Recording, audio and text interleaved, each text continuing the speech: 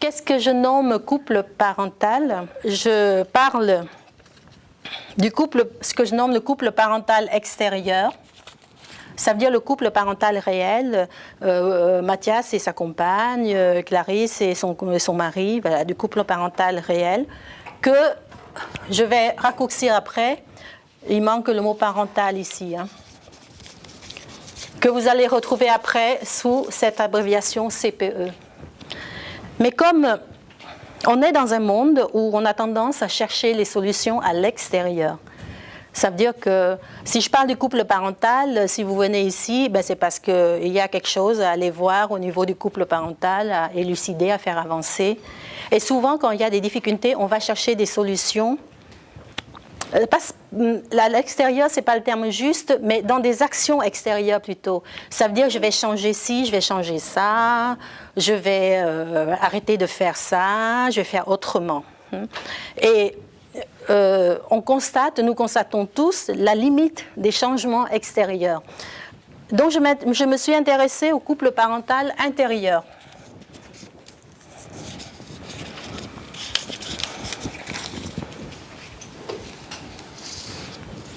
Il y a le couple extérieur, il y a le couple intérieur que je nomme CPI. Le couple parental intérieur, il est en chacun de nous. En chacun de nous, il y a un couple parental, qu'on soit homme ou femme, qui est à l'intérieur de nous comme potentiel. Et pour éduquer ou pour vivre bien, ce serait pas mal qu'il émerge. Mais très souvent, il n'émerge pas. Il est bloqué. Ou il dysfonctionne. Ou soit il est en trop, soit en moins. Mais il n'est pas à un fonctionnement optimal, tranquille, dans son émergence normale, quoi. Donc je redis, couple parental extérieur, on a souvent un homme, une femme, ou deux hommes, ou deux femmes. Mais quelle que soit la configuration du couple parental extérieur, il y a dans ce couple parental-là, que ce soit deux hommes ou deux femmes, il y a un couple parental intérieur qui peut exister, qui est fait de la dimension du féminin et de la dimension du masculin. Voilà. Il faut vraiment, on se situe clairement, hein. Je vais essayer d'être très claire quand je parle de l'intérieur ou quand je parle de l'extérieur. C'est pas parce que vous êtes une femme que la dimension du féminin soit forcément plus émergée en vous. Il se peut que la dimension du masculin soit plus émergée. C'est pas parce que vous êtes un homme que les dimensions du masculin soient plus émergées. Ça se trouve, c'est la dimension du féminin. Alors, on va regarder plus clairement là le couple. Et même si vous êtes en situation d'élever un enfant seul, soit parce que, bon, pour les couples qui sont séparés, le problème ne se pose pas parce qu'il y a quand même un homme et une femme. Mais même si on est seul à élever son enfant, parce que l'autre a disparu, ou l'autre est décédé, ou je ne sais pas quoi, il y a quand même un couple parental qui fonctionne. Ça concerne tout le monde. Ça concerne, chacun porte en soi un couple parental, ça veut dire une mère intérieure, ce que je nomme une mère intérieure, c'est la dimension du féminin.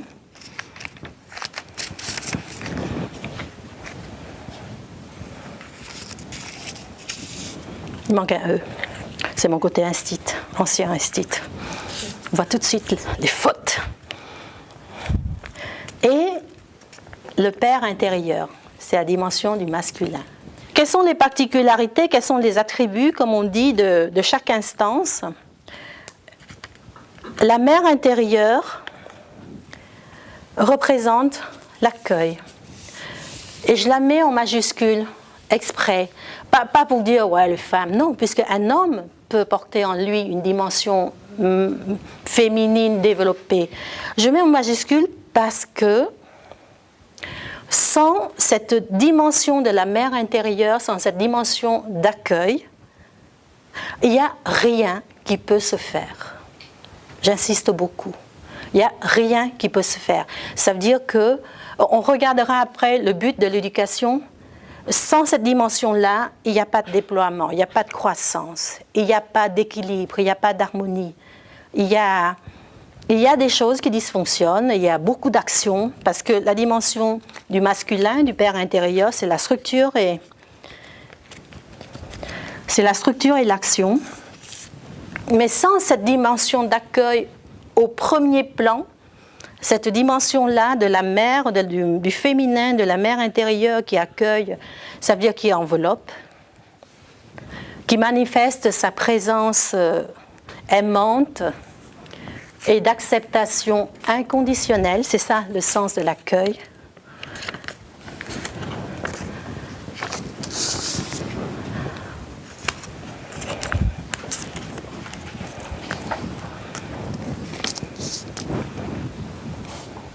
Sans cette dimension, tout va être fait avec trop de rudesse, trop de raideur, trop d'action, trop de compulsivité, trop. D'accord ? C'est la dimension d'accueil du féminin qui va équilibrer, harmoniser la structure et l'action du masculin. C'est la dimension d'accueil du féminin qui permet la croissance, qui donne une possibilité de croissance. C'est la dimension de l'acceptation inconditionnelle qui permet à l'enfant, le futur adulte, de se manifester au monde, de prendre des risques, d'assumer l'échec, voilà, de rebondir, d'oser, d'accord ? Voilà. Cette dimension est essentielle, elle est primordiale. Ce qui ne veut pas dire que la dimension du masculin et du père intérieur ne soit pas essentielle non plus. Une instance féminine où il y a accueil, acceptation inconditionnelle et amour, sans la fermeté, la structure du féminin, ça devient un truc, vous savez, ce truc-là qui s'étale, là, qui n'a plus de forme. S'étale, qui n'a plus de forme, et donc inconsistant, mou, et il n'y a pas cette force-là, il n'y a pas ce qu'on appelle la fermeté et la force pour avancer. C'est juste j'ouvre les bras et le gamin il se perd dedans, et il n'y a aucune force, aucune fermeté, aucune structure pour lui dire allez, vas-y, agis. C'est ce couple intérieur qui est émergé, qui nous fournit des clés pour éduquer autrement. Il influence notre manière d'être parents. Ils sont en nous, ces clés. Ils ne sont pas dans les livres. Arrêtez de lire. On lit trop. Et on est paumé. Il y a un bouquin qui dit ça, l'autre qui dit blanc, l'autre dit noir, machin dit gris. Au bout d'un moment, on ne sait plus quoi faire. C'est en nous. Et ça nous permet de cheminer vers le but de l'éducation. Et ça, c'est c'est quoi le but de l'éducation ?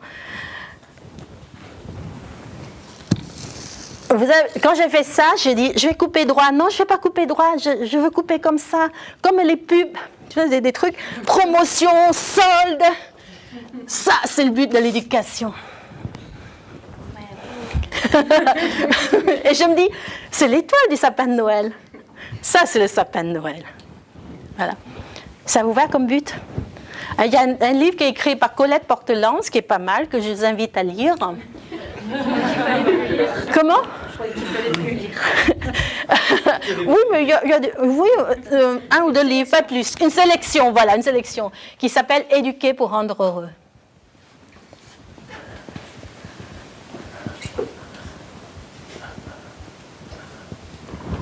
Elle est québécoise, donc ça va.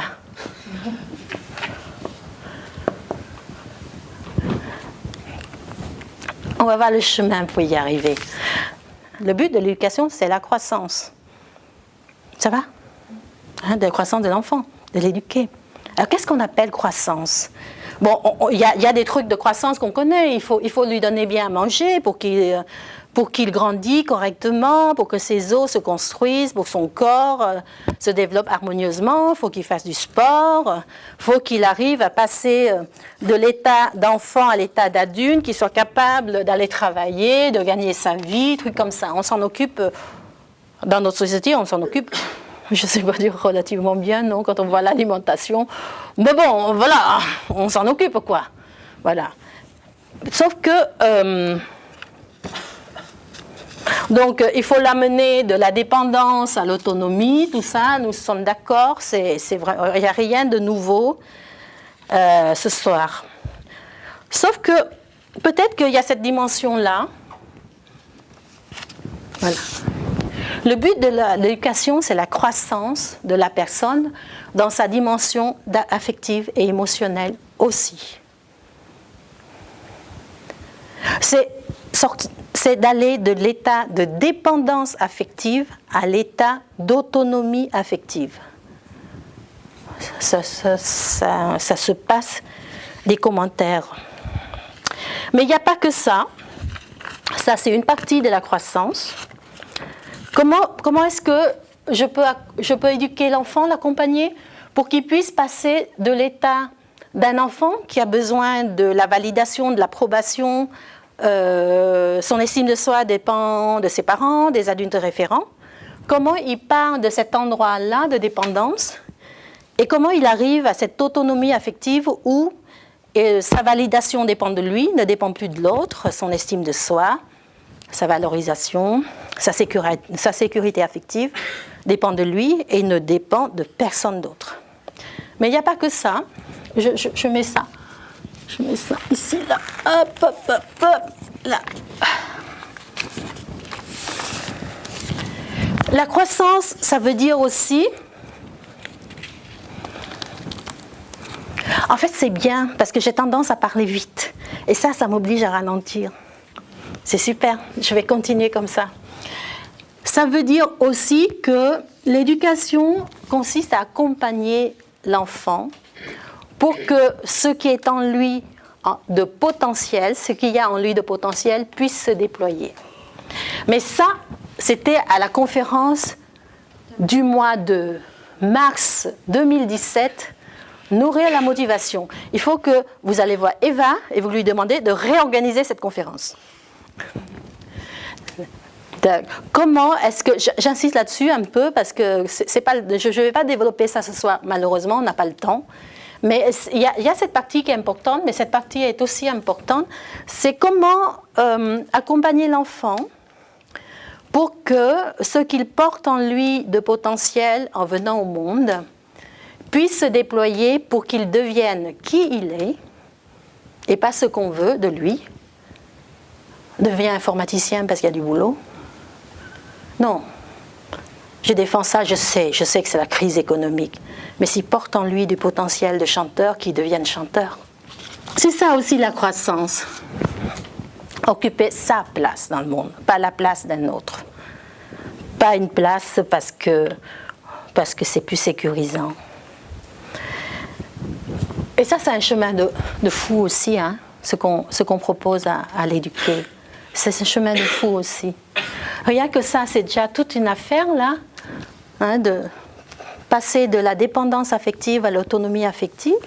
On lui rajoute ça pour qu'il soit heureux. Il faut qu'il accomplisse ça, l'être humain. Et pour ça, qu'est-ce que vous lui donnez comme... vous savez, comme le conte, dans les contes de fées, quand le héros ou l'héroïne part en quête, il ne part jamais en quête comme ça, seul, quand il fait sa quête initiatique. Il part avec un talisman, d'accord ?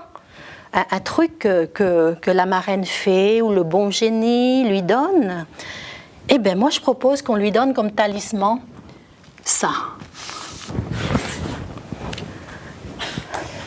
Ça.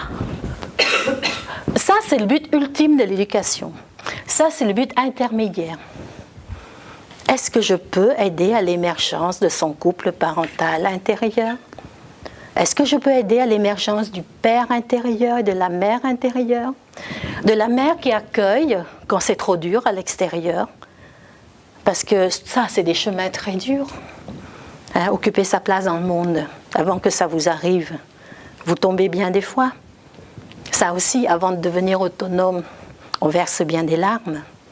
Est-ce qu'on peut aider à l'émergence de la mère intérieure qui accueille et qui console et qui c'est comme un vaste espace en soi qu'on peut revenir quand c'est trop dur à l'extérieur? Est-ce qu'on peut l'aider à faire émerger un père intérieur qui comprend mais qui stimule, qui dit vas-y, tu peux, vas-y, agis, allez, qui aide, qui encourage, mais qui est ferme?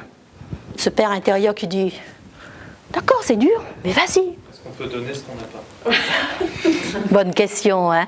En fait, la question, c'est qu'est-ce qu'on fait avec nous-mêmes? Hein? Qu'est-ce qu'on fait avec nous-mêmes pour pouvoir lui donner ce talisman? C'est ça, votre question. Hein?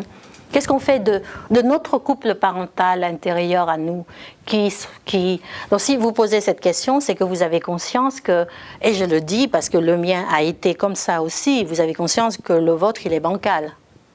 Je peux dire ça comme ça. Hein? Je peux dire, nous avons tous un couple parental intérieur bancal. Sinon, vous n'êtes pas là ce soir. On est d'accord. Hein? Et si je suis là ce soir, c'est parce que le mien, il est à peu près d'équerre, mais qu'il a été bancal. Sinon, je ne peux pas vous dire par quel chemin vous pouvez passer. On va quand même parler de la réalité du couple parental extérieur. D'accord? Et après, on regarde comment on part de cette réalité, parce qu'on part de quelque part, on ne peut partir que de notre réalité, et comment on arrive à cet endroit-là. Et bien sûr que c'est important que le couple intérieur émerge dans chaque parent pour pouvoir transmettre ce talisman à l'enfant. Et ce n'est pas une question de transmission non plus, l'enfant est un buvard. C'est un buvard d'impression, c'est Montessori qui le dit, c'est Maria Montessori qui le dit. Donc si dans vos interactions, il voit ou il sent plutôt dans l'air qu'il y a ces dimensions émergées, eh bien il va prendre. Et ça va travailler en lui dans ce sens. Le papa, c'est Monsieur B. La maman, c'est Madame A. Et voilà l'enfant de Madame A et de Monsieur B. Voilà. Donc, on va dire qu'elle s'appelle Marie. Marie est en train de jouer. Elle joue avec des Legos, des cubes, tout ce qu'on veut autour d'elle. Et sa maman était là, à côté d'elle, dans la pièce. On va dire que, comme par hasard, et si vous regardez votre couple, c'est comme ça aussi que ça fonctionne souvent. Madame A est non directive. Et elle a rencontré Monsieur B, qui est directif, même très directif, et ça lui a plu. Elle s'est dit, tiens, c'est le père idéal. Je vais fonder une famille avec lui.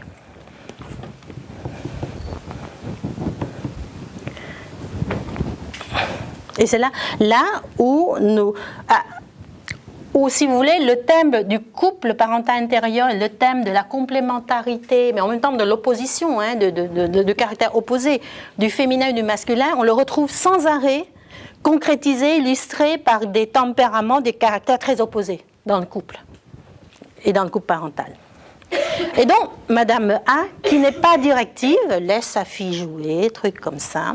Monsieur B arrive avec plein de bonne volonté, il dit, mais tu sais, on imagine que Marie, elle marche sur les Legos, elle les jette en l'air, et Monsieur B s'assoit à côté de sa fille et dit, tu sais, les Legos, ça se joue comme ça, mais il est plein de bonne volonté, hein, puis il lui montre, on emboîte les Legos, on fait des trucs, et Madame A, ça c'est ce qu'il y a. Les bulles, c'est comme les BD, c'est ce qu'il y a dans sa tête. Elle pense, mais il ne peut pas lui ficher la paix. Et on imagine que si Marie est née, c'est qu'il s'est passé quelques années de vie commune, où elle a déjà essayé de faire comprendre à Monsieur B que franchement, il est un peu directif et que ça la dérange. Quand je travaille avec mes clients et qu'ils consultent pour ça, on s'aperçoit au bout d'un moment que la personne qui est en difficulté, souvent, choisit un partenaire qui a des aspects du parent avec lequel il ou elle a été en difficulté. Et ce qui est très probable qu'à ce moment-là, Eh bien non, c'est plus de Monsieur B qu'il s'agit quand elle dit il ne peut pas lui ficher la paix. Elle voit son père. Et qu'est-ce qui se passe à ce moment-là? C'est dans mon jargon, j'explique souvent à mes clients, c'est qu'à ce moment-là, dans cette pièce, il n'y a plus Madame A adulte qui est en interaction avec Monsieur B, mais il y a une petite fille, Madame A enfant. Madame A enfant revient et qui dit à son père, mais arrête de m'embêter, arrête d'être directif, arrête d'intervenir sans arrêt dans ma vie, fiche-moi la paix. Ça va jusque-là? D'accord? Et qu'est-ce qui se passe pour Monsieur B, qui est dessous là? Je vais le faire sortir un peu là. Qu'est-ce qui se passe pour Monsieur B? Eh bien sûr qu'il n'est pas content. Et il peut penser, elle ne peut pas me ficher la paix. Mais je m'occupe de ma fille. Je joue de ma fille de ma manière. Jamais contente. Et ce qui est probable aussi, si je propose à Monsieur B de descendre dans sa contrariété, de ressentir ce qui se passe, il va découvrir qu'il a eu ce genre de relation avec sa propre mère. Et d'entendre Madame A lui dire « Non mais laisse-la tranquille !» Il a l'impression d'entendre sa mère lui dire « Fais ci, fais ça, ne fais pas ci, ne fais pas ça, c'est comme ça que ça doit être fait, machin. » Et dans mon jargon, je dis qu'à ce moment-là, dans la pièce, il n'y a plus d'adultes, il y a deux enfants qui vont argumenter, se balancer, mais des arguments très solides et très bien sur l'éducation de l'enfant, comment il faut éduquer, comment il faut faire. Deux enfants. Il n'y a plus de parents. Mais en fait, l'histoire, c'est de dire que la réalité du couple parental extérieur, c'est que dans nos interactions, quand il y a difficulté, quand il y a conflit, il n'y a plus d'adultes. Il n'y a que des enfants qui se disputent. Il y a un monsieur qui réagit tout à l'heure, je voudrais vous réentendre, je n'ai pas eu le temps d'entendre. Non, j'ai dit en tout cas, l'important c'est déjà qu'elle arrive à mettre des mots dessus. Oui, ça c'est la première étape qui est très importante, mais parfois elle n'est pas suffisante. Quand c'est une blessure, ça dépend de quelle sorte de blessure. Il y a des blessures, quand vous arrivez à conscientiser, elles disparaissent, elles ne jouent plus ce qu'on appelle le rôle de filtrer la réalité, de colorer la réalité, mais il y a ce que j'appelle des nœuds dans notre existence, des nœuds très profonds. La conscientisation ne suffit pas, ça ne suffit pas. Et c'est pour ça aussi que les couples sont en difficulté. Sinon, oui, il suffit, malheureusement, pourquoi pas, malheureusement, c'est pas aussi simple que ça. Il y a des endroits où il y a les nœuds de notre existence, vous avez beau conscientiser, quand le partenaire il fait ce truc-là, on s'énerve quand même. Je vais toujours reproduire le même mécanisme. Ça veut dire que dans le cas de Madame A, elle peut se dire au calme, on imagine qu'elle entame une thérapie au calme avec son ou sa thérapeute, elle dit ça y est, j'ai compris pourquoi il m'énerve quand il intervient comme ça avec Marie, ça a une relation avec ma mère, mon père, tout ça, et elle se dit oui, maintenant je peux agir autrement. Ça peut arriver comme pas. Elle peut se retrouver au même endroit, ça veut dire être agacée. Alors, elle va se retenir une ou deux fois, parce qu'il y a le bénéfice de la thérapie. Elle va se retenir une, deux, trois. À la 5e fois, elle va péter un câble. Parce c'est quelque chose de profond. D'accord? Oui, Margot? De toute façon, si on a conscience de la blessure, si on a conscience et qu'on a réussi à la guérir, on n'est plus énervé quand le père agit comme ça. On le laisse faire avec sa fille, on n'est plus énervé. À partir du moment où il y a toujours quelque chose qui vient titiller, qui vient énerver, c'est que c'est toujours là. Alors, tu utilises des mots qui sont significatifs, qui méritent qu'on s'y penche dessus. Qu'est-ce qu'on appelle guérir, tu vois? Tu dis qu'à partir du moment où on a conscience du pourquoi de nos blessures et qu'on en est guéri, ça ne nous touche plus, ce qui se passe devant nous. Effectivement.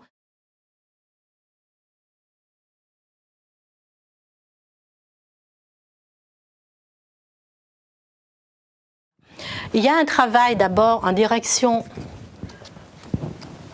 de nos blessures.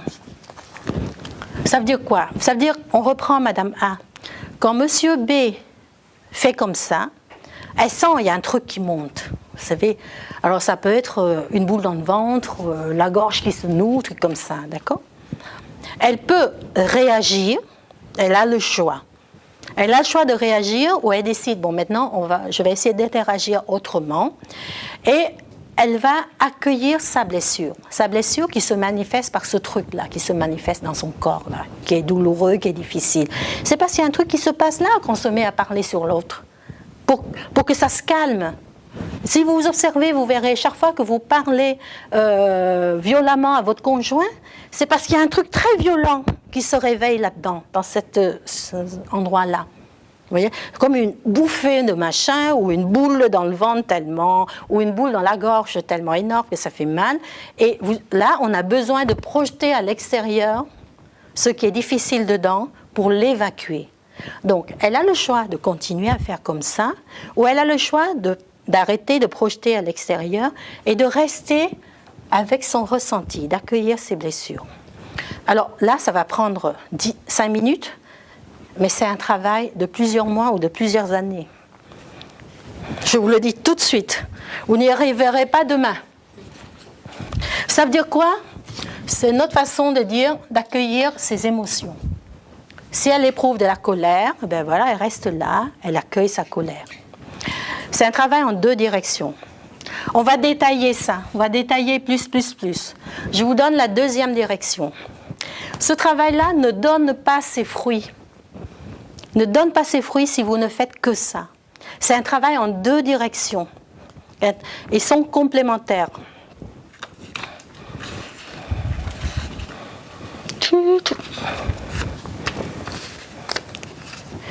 Il y a un autre travail qui est encore plus difficile. Déjà, c'est un travail de ouf.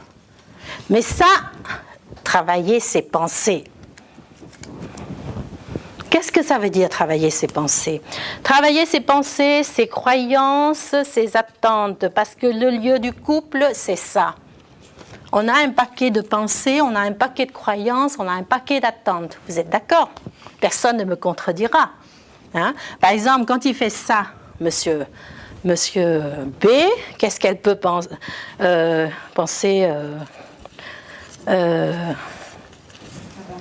peut penser, ouais, j'en ai marre qu'il fasse toujours comme ça. D'accord? Et après, travailler ses pensées, ça veut dire empêcher ses pensées de s'emballer, ça continue, quoi. Ouais, j'en ai marre qu'il fait ça. Mais attends, ça fait 3 ans que je lui dis, puis il ne change pas, puis il s'en fout de moi, quoi. Truc comme ça. Vous connaissez bien ce truc-là. Et pour les messieurs, c'est pareil. Hein. Il n'y a personne pour être mieux que l'autre. D'accord? Les croyances, c'est du genre. Alors, les croyances, ça vient des familles. Si, par exemple, elle peut avoir comme croyance, ben, les hommes, c'est tous pareil, quoi. On leur cause et puis ça rentre là, ça sort là. De toute façon, ils s'en fichent de tout. Ils font attention à rien. Ça peut être ça comme croyance. Et alors, ça s'emballe aussi. Hein. Et puis, je m'énerve, et puis, trucs comme ça. Les attentes, c'est quoi? Les attentes, c'est clair que, comme je voudrais qu'ils n'agissent pas comme mon père. Et Monsieur B, c'est pareil. Quand elle dit, il peut me ficher la paix. Comme je voudrais qu'elle ne fasse pas comme ma mère. Mais ça, c'est pas conscient. Il faut aller travailler ça pour le voir. En d'autres termes, si j'avance plus loin, c'est que Madame A, quand elle a choisi Monsieur B, qu'est-ce que c'est son attente? Et nous sommes 21 personnes, ou je sais pas quoi, et bien, on est 18-19 à avoir cette attente. Je vais me trouver un père qui est mieux. Si jamais j'ai eu des relations difficiles avec mon père, je vais me trouver un père qui est mieux que celui que j'ai quand même. Il ne va pas faire ce qui m'a blessé. Et pour la mère, c'est pareil. C'est ça l'attente. C'est que le partenaire qu'on se choisit ou la partenaire qu'on se choisit soit un parent suffisamment bon pour nous, pour compenser le parent qu'on n'a pas eu. Voilà. Eh bien, je suis désolée, tout ça, c'est stop. C'est ça, travailler ses pensées. C'est dans cette situation-là, elle va tout de suite accueillir ses émotions et s'il y a une pensée qui passe, elle dit non, je ne vais pas la nourrir. Si vous faites que ça ne sert à rien. Vous écopez une barque avec un trou dans le fond. Parce que vous accueillez vos émotions, mais vous laissez vos pensées vagabonder. Et alors je pense ça, et je ronge, et ça fait monter encore plus la colère, puis j'accueille la colère. Mais c'est un truc impossible. Puis à chaque fois qu'il fait ça, je vais...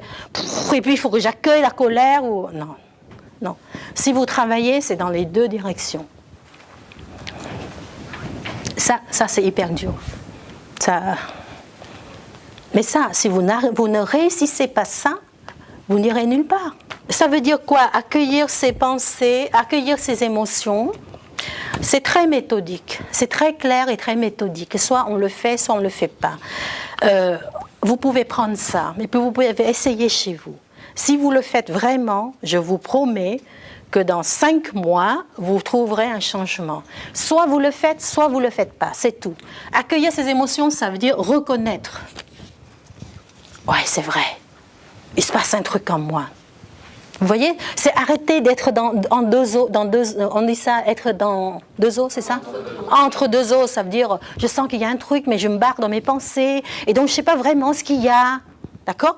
C'est reconnaître, c'est nommer. Bon, il faut y être pour nommer. Si on n'y est pas, on ne peut pas nommer. Si vous êtes barré dans vos pensées, vous ne pouvez pas nommer. C'est pour ça qu'il faut arrêter les pensées, pour pouvoir être vraiment là. Voyons, qu'est-ce qui se passe? Ah ouais, j'ai une boule dans le ventre. Ah ouais, ça serre. Ah oui, c'est chaud, c'est brûlant, j'en peux plus. Mais j'en peux plus, je reste là quand même. Sinon, ça ne marche pas. Ça veut dire ressentir. Si vous dites juste « je suis en colère », ça ne suffit pas. Il manque l'expérience. Tant que vous restez là, vous donnez de la possibilité à ce truc-là. C'est mais des trucs de traître, ça. Ça reprend possession de vous, ça vous réembarque dans « eh oui, j'en ai marre, il y a 3 semaines, il a fait ci, je lui ai déjà dit, puis il recommence, machin. » Donc, il faut descendre. Ressentir. Je sens qu'il y a de la colère. Je descends tout de suite. Je laisse passer. Je nourris plus rien. Il n'y a plus de mots. Je descends, je ressens. Voyons voir. Cette colère, comment ça se vit en moi? Est-ce que c'est clair pour tout le monde? Le ressenti. Pour couper la tête aux pensées, aux croyances, aux attentes. Pour leur couper la tête, il faut descendre dans l'expérience. Cette colère, elle se vit comment?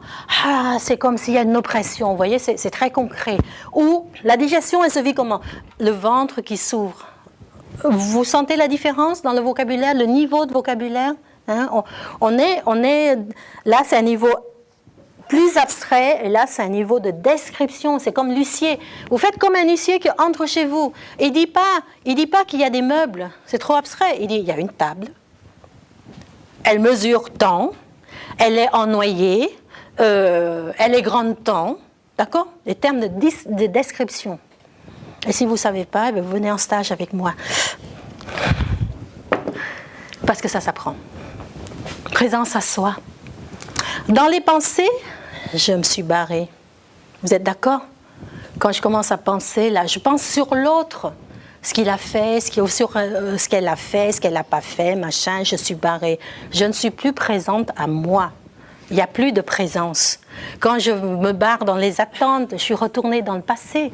Je n'ai pas eu de père, je n'ai pas eu de mère. Je veux qu'il soit un père, je veux qu'elle soit une mère pour moi. Je suis barrée dans le passé. D'accord? Et je suis barrée dans l'avenir aussi. Oh, j'aimerais bien. Je ne suis plus dans le présent, dans ce qu'on appelle le ici et maintenant. Là, vous dirigez votre attention vers un endroit précis. Hein? Vers l'endroit de l'émotion pour ressentir. Vous exercez votre présence à cet endroit-là. C'est très important, puisque c'est l'endroit de votre blessure. C'est l'endroit de votre blessure, donc il faut que quelqu'un prenne soin de cette blessure. L'endroit de la blessure, c'est l'endroit de l'enfant blessé. D'accord? En exerçant de la présence et en rejoignant l'enfant blessé qui s'est manifesté à ce moment-là, Madame A, quand elle exerce sa présence vis-à-vis de la part blessée en elle, la part blessée qui réagit devant Monsieur B, ça va, vous me suivez? Ça, c'est très important, c'est pour ça que je répète plusieurs fois. Elle développe ce qu'on appelle la qualité de présence. Plus vous exercez, plus ça grandit. Au début, notre qualité de présence est tout petit, parce qu'on n'a pas l'habitude. On a l'habitude de faire que ça. On a l'habitude de se barrer, on se barre sans arrêt. On se barre dans l'accusation de l'autre, dans le rêve d'un monde meilleur, dans le regret du passé, où on va boire un coup, où on allume la télé, où on écoute la musique, où on prend un livre, d'accord? Nous n'avons pas appris ça, donc notre qualité de présence est très peu importante. En faisant ça, vous développez votre qualité de présence, vous prenez soin de l'enfant blessé que vous avez été, puisque vous allez rejoindre la blessure, en restant à côté, en ressentant. Mais je vous dis tout de suite, vous ne guérissez pas l'enfant blessé. C'est blessé. Elle a été blessée, c'est fini, c'est le passé. Il ne faut pas dire, je vais là pour guérir. Non. Je vais là pour qu'émerge l'adulte. La présence, c'est un espace d'accueil. La présence, c'est la mère intérieure. C'est un espace d'accueil. Vous développez cet espace d'accueil.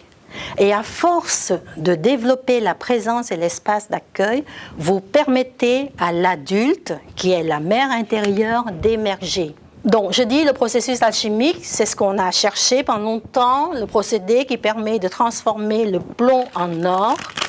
Et je redis bien que ce n'est pas en une journée, ce n'est pas demain que ça se passe. Ce sera dans 6 mois, dans 1 an, dans 2 ans, dans 3 ans. Vous passez du rejet à la compréhension.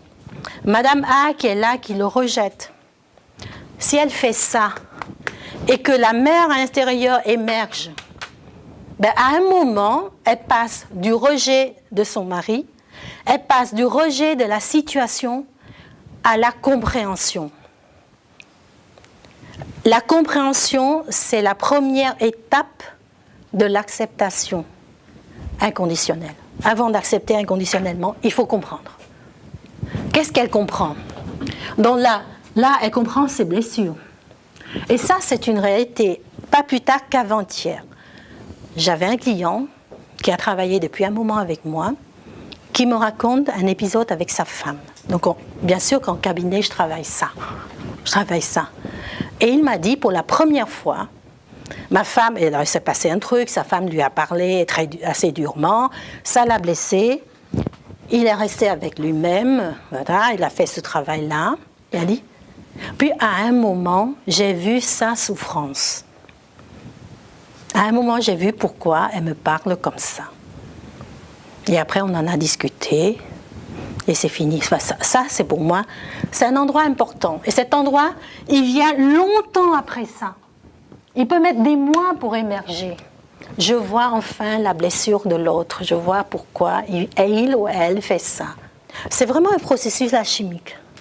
Parce que nous sommes restés assez longtemps avec nos blessures, à arrêter d'alimenter nos pensées sur l'autre et à s'occuper vraiment de nous avec beaucoup d'accueil et que la mère intérieure peut enfin émerger. Et à un moment, ça arrive, tout seul. On décide de rien du tout. Ça veut dire que notre job, c'est d'être là. C'est d'arrêter de nous barrer dans les pensées, c'est d'être là. Et après, ce qui vient, viendra. Imaginons qu'il y a une discussion qui est assez intense entre les dames. Oui. Si moi je veux faire un effort sur écouter mon intérieur, poser les mots, reconnaître, nommer, ressentir, il me faut du temps parce que je n'ai pas l'habitude. Comment faire si l'autre me pose des questions et je ne réponds pas?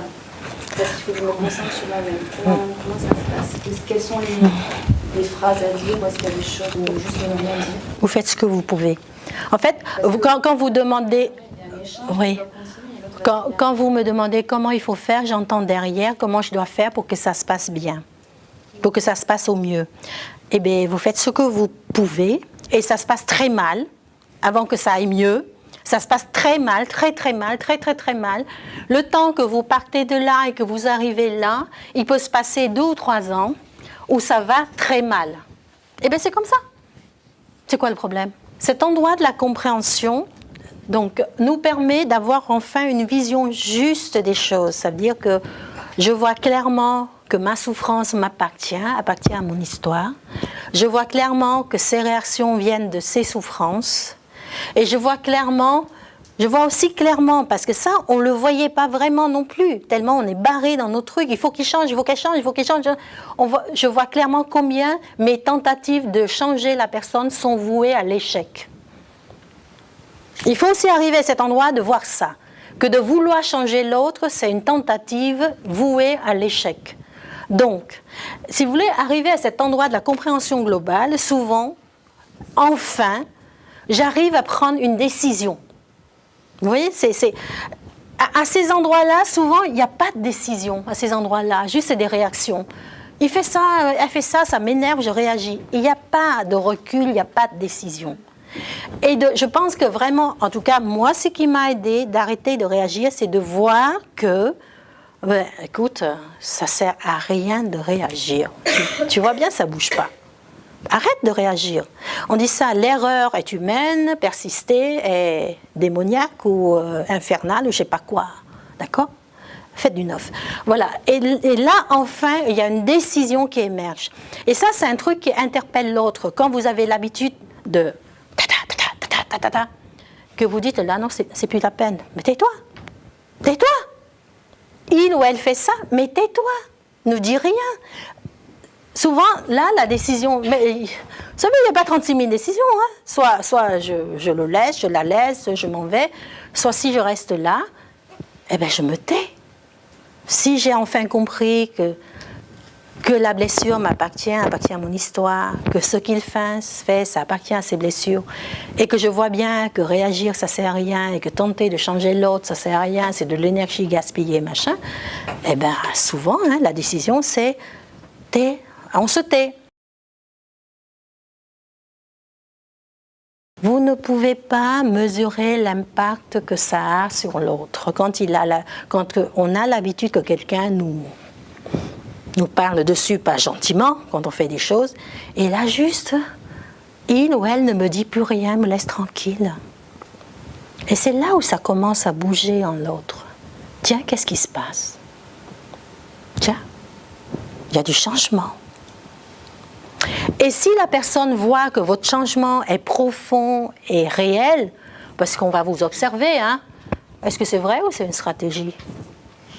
C'est de l'arnaque?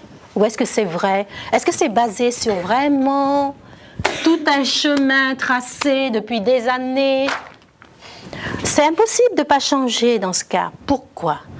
Parce que le couple, c'est un équilibre. C'est un équilibre. Fondé, c'est un système de balance fondé sur un équilibre précaire, mais un équilibre quand même. Si vous changez, il ne peut pas rester là, l'autre. Il est obligé de changer pour refaire l'équilibre. C'est tout, c'est mathématique. Mais si vous changez vraiment, vous ne faites pas yo-yo, vous comprenez? Vous changez vraiment, vous bougez de place. C'est impossible de rester là. Tac. Il faut laisser du temps au temps.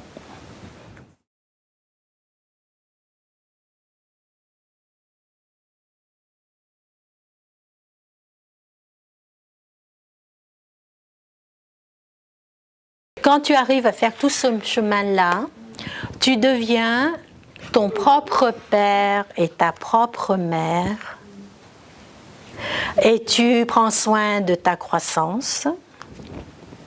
Et tu passes de l'indépendance à l'autonomie. Et tu permets à ce que ton potentiel se déploie. Oui, tu deviens ton propre père et ta propre mère.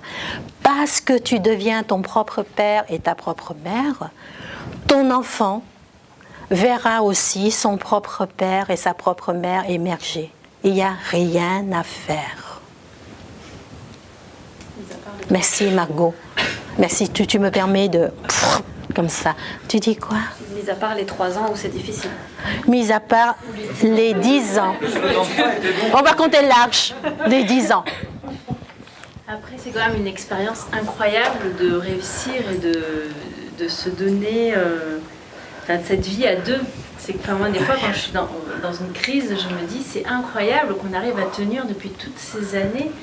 Parce que la plupart des gens, même les meilleurs amis, au bout d'un moment, on a du mal à... Enfin, il y a des conflits. Oui. Et là, on arrive à vivre au quotidien, à partager une éducation des enfants. Enfin, c'est incroyable.